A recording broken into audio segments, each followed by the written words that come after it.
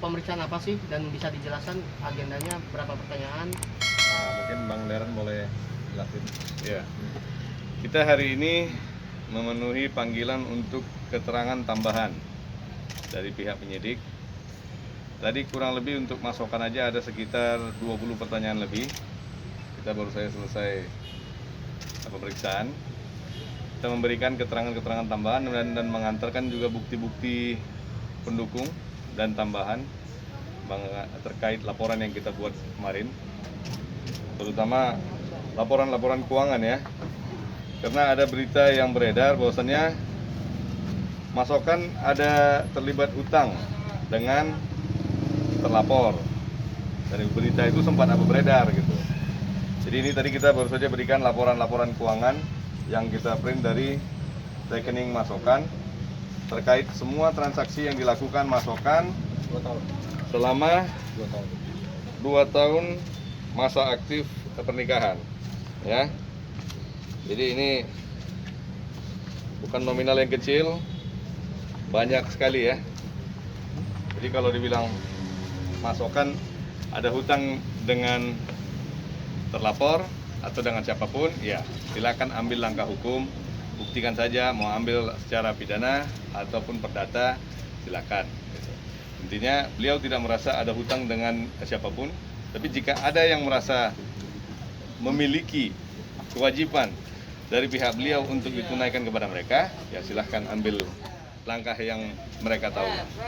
Ya, kita kemari untuk melanjutkan statement-statement kita yang lalu mengenai pemberitaan-pemberitaan yang banyak berita yang diedarkan tidak benar mengenai klien saya. Jadi kita harapkan dalam waktu singkat yang terkait akan segera dipanggil dan dilakukan pemeriksaan oleh pihak penyidik. 3 saksi itu siapa Bang? Siapa aja Yang Bang? hari ini 3 saksi.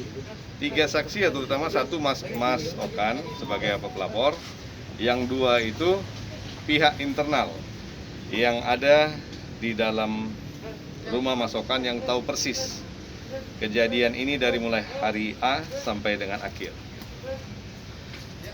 Masokan mengenai utang gimana Masokan? Itu kan bilang katanya Masokan punya utang sama terlapor tuh. Nah, makanya tadi kan disampaikan kepada Bang Deren, kalau emang benar ada utang, silakan buat laporan. Nanti kita telusuri proses seperti apa. Dari situ baru kita bisa bergerak. Gitu. Jadi tolong jangan membuat opini-opini publik dan memberitakan berita-berita di medsos dan lain-lainnya. Jadi ini negara hukum, silakan ambil jalur hukum dan kita lihat nanti kemana jalannya. Emang kabarnya utangnya tuh ada berapa banyak Bang? Nggak ngerti. Nggak pernah diekspos angkanya, tapi di mana-mana kan diberitakan bahwasannya klien saya ada hutang dengan yang bersangkutan, dan salah satu langkah yang diambil oleh beliau juga mengenai kelanjutan hukum yang lalu sedang diproses oleh beliau juga bukan karena apa-apa, tapi karena masih ada keterikatan nominal dengan beliau.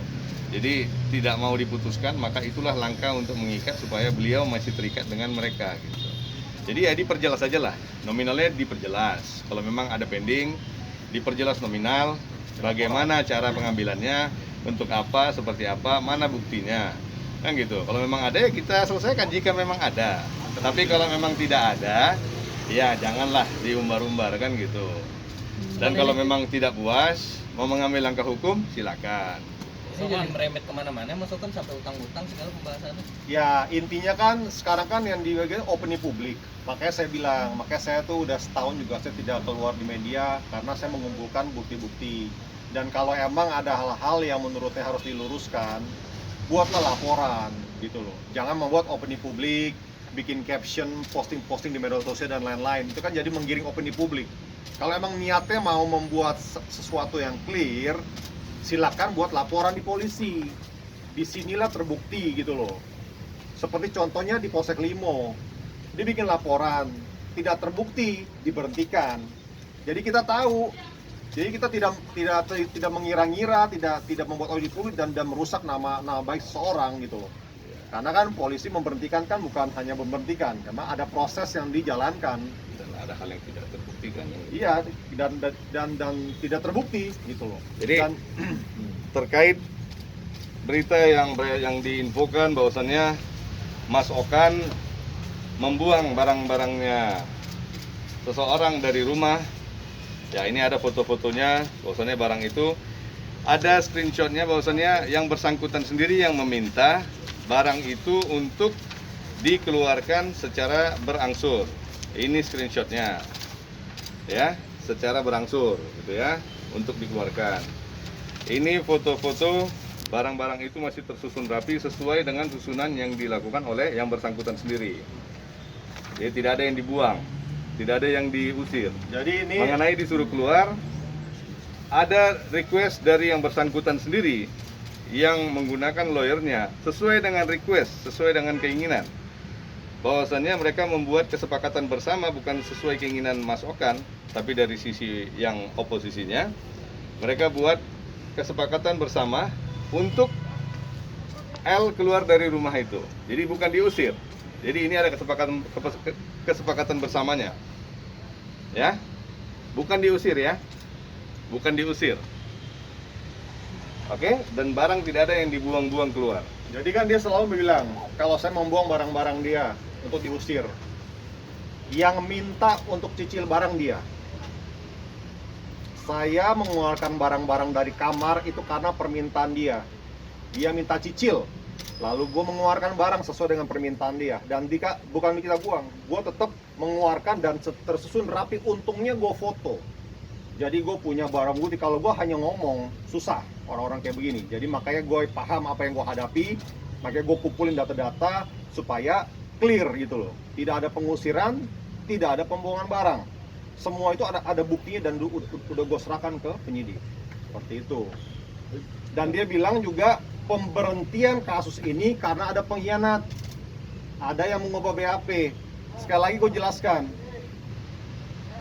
Penambahan BAP ini bukan bahan pertimbangan untuk memberikan kasus.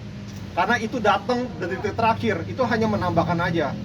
Tanpa ada itu pun, itu proses akan berjalan terus. Karena tidak terbukti ada pencurian. Karena apa? Barang itu bukan barang beli, barang endorsement gitu loh. Dari perusahaan endorsementnya juga sudah di BAP. Kontraknya atas nama gua.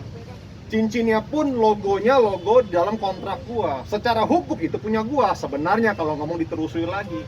Tapi kan di luaran bilang saya beli cincin berlian ratusan juta. Itu opini publik. Padahal bukan berlian, itu blue sapphire. Dan total kerugiannya bukan ratusan juta, hanya di bawah 25 juta aja. Gitu loh. Jadi itu yang harus diluruskan. Karena kan nama gue yang rusak kalau Pokoknya terkait karena kejadian kan di rumah Mas. Iya. Mas Okan, kalau